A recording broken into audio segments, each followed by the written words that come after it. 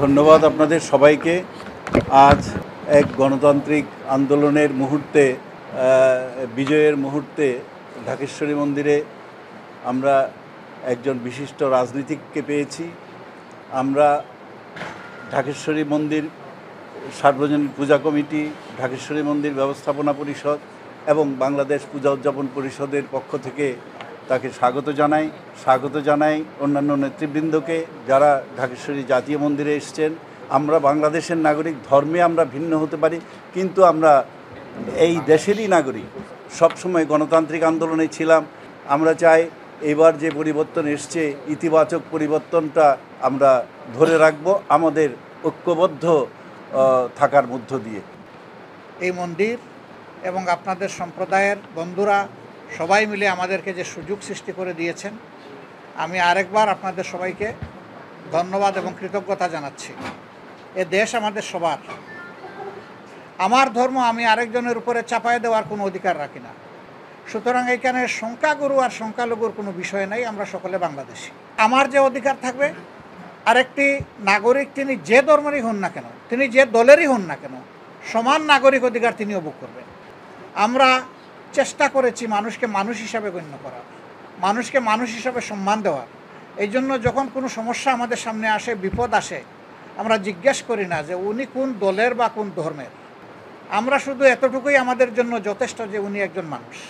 প্রথম দিন থেকে আমরা দেশবাসীকে যেমন আহ্বান জানিয়েছি, পার্টিকুলারলি আমাদের সংগঠনকে দায়িত্ব দিয়েছি। আমরা এই ব্যাপারে কয়েকটা কাজ করেছি। প্রথমেই বলেছি আগে লাঠি হাতে পাহারায় চলে যাব, এবং শুধু হিন্দু সম্প্রদায় না, এই দেশে অন্য যে কোনো সম্প্রদায়ের লোক যদি ইনসিকিউর ফিল করে, নিরাপত্তাহীনতা তারা ফিল করে, তাহলে তাদেরকে আশ্বস্ত করো। প্রয়োজনে তাদের সাথে তাদের বাড়িঘরে থাকার জায়গা দিলে থাকো, যে আমরা আছি, আমরা সবাই এক, আমরা ভাই ভাই। এই সমাজে বিভাজন, হিংস্রতা আমরা সৃষ্টি করতে দিব না, অন্তত ধর্মের ভিত্তিতে আমরা দিব না। এটা যে প্রতিষ্ঠানের পাশাপাশি গুরুত্বপূর্ণ ব্যক্তিরা যাতে ক্ষতিগ্রস্ত না হন, তাইলে ব্যক্তিদের দিকেও খেয়াল রাখা উচিত। বর্তমান উদ্ভূত পরিস্থিতিতে কেউ যদি ক্ষতিগ্রস্ত হয়, তাহলে আমরা যেন ইমিডিয়েট মুভ করতে পারি উইদাউট এনি ডিলে।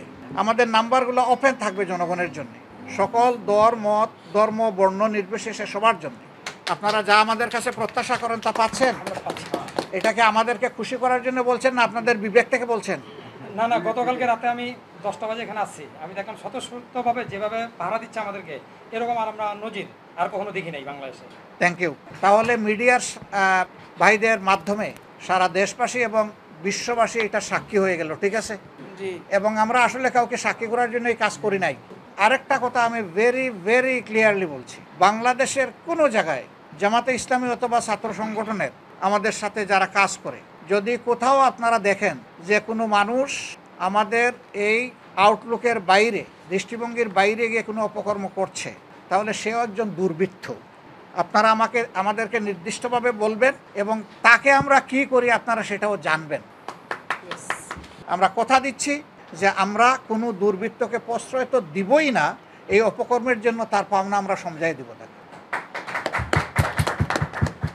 আমরা আবারও কৃতজ্ঞতা জানাই, আপনারা আমাদেরকে এইভাবে, আসলে আমরা মনে করি যে দিল দিয়েই বরণ করেছেন, আমাদের হৃদয় দিয়ে বরণ করেছেন।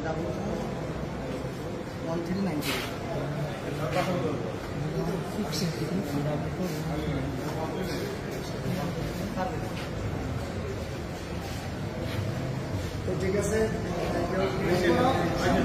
Thank you very much.